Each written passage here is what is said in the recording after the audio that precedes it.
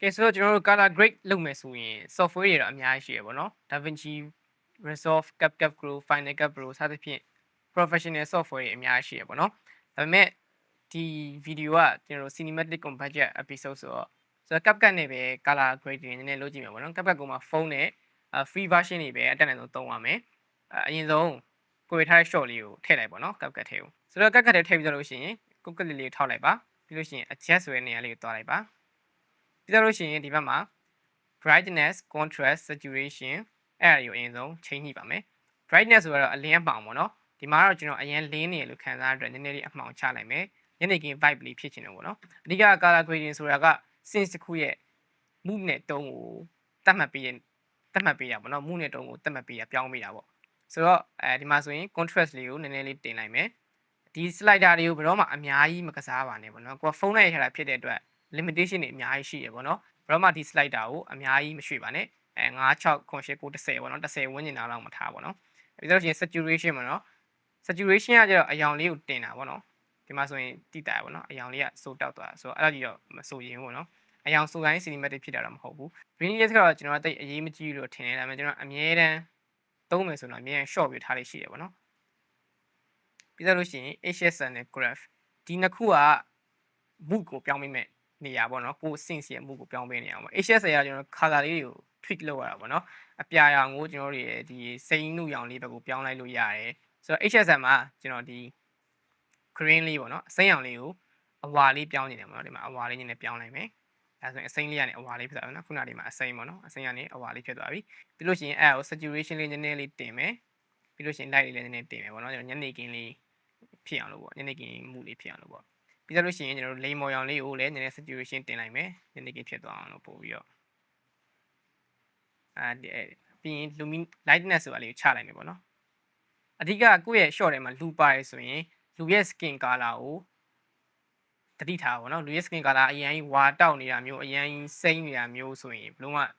ကြည့်ရအဆင်မပြေဘူးပေါ့နော်ကျွန်တော်CapCut filter တွေသုံးရင်ပို့ပြီးတော့ store တယ်ပေါ့နော် CapCut filter တွေမှာဆိုရင်လူရဲ့အကြောင်းကို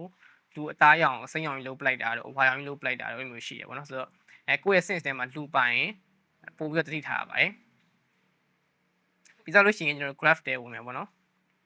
graph ကတော့တော်တော်များများကြောက်ကြရပါပေါ့နော်ဆိုတော့ graph ရဲ့ဒီအောက်နားက shadow ကိုကစားတာဖြစ်ပြီးတော့ graph ရဲ့ဒီအပေါ်ကကျတော့ highlight ကိုကစားတာဖြစ်ပါတယ်အလယ်မှာကျတော့ mid tone လို့ခေါ်ရပေါ့နော်ဆိုတော့ဒါတွေကတော့တည်တည်ချာချာကြီးကိုနောက်ထပ် video တစ်ခုလုပ်ပြီးရှင်းပြမှာပဲရလိမ့်မယ်အခုလောဆယ်ကတော့ကျွန်တော်တို့ဒီ light တွေပါတယ်မထိသေးဘူးပေါ့နော်ကျွန်တော်ကခုနပြောလို့ပဲ color grading ဆိုတာ sense ရဲ့ mood နဲ့ tone ကိုချဖြစ်တော့ကြောင့်မို့ညနေခင်း mood လေးဖြစ်အောင်လို့ကျွန်တော်ပြောင်းလိုက်မယ်ပေါ့နော်ညနေခင်းဆိုတော့ကျွန်တော်တို့အဝါရောင်လေးပေါ့အဝါရောင်လေးဖြစ်အောင်လုပ်မယ်ဒီမှာဆိုရင်ကျွန်တော်တို့အဆက်လေးနှစ်ဆက်ချမယ်ပြီးလို့ရှိရင်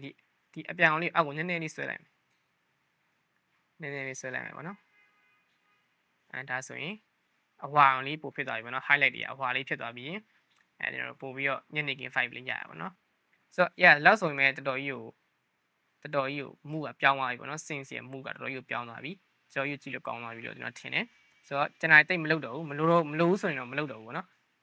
ဒါပေမဲ့ဒီပို့ပြီးတော့ကိုက film ပုံစံမျိုးလိုချင်နေဆိုရင်ဒီနောက်မှာ grain ရယ်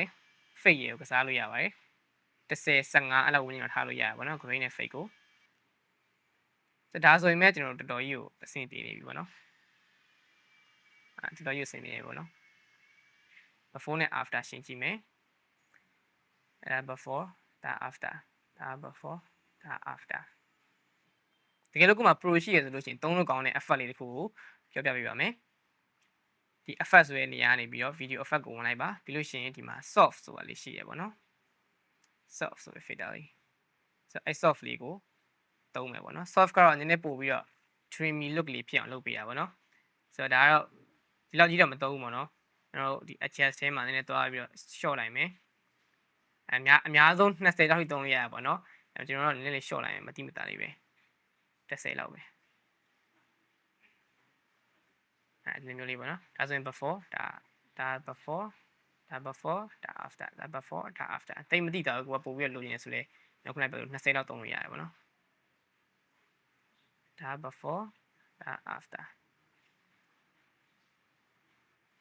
ဆိုတော့ကျွန်တော်ပြန်ပြီးတော့ဝင်ကြည့်လိုက်မယ်ကျွန်တော်ကဒီလောက်ဆိုရင်သုံးသားပြီလို့ထင်တယ်ပေါ့နော်ဒါလေးကို export ထုတ်ပြီးတော့ကိုသုံးနေတဲ့ဗီဒီယိုမှာသုံးလို့ရပါပြီ ဒီနေ့တော့ဒီလောက်ပါပဲအကုန်လုံးအတွက်ကြိုးရှိမယ်လို့မျှော်လင့်ပါတယ် see ya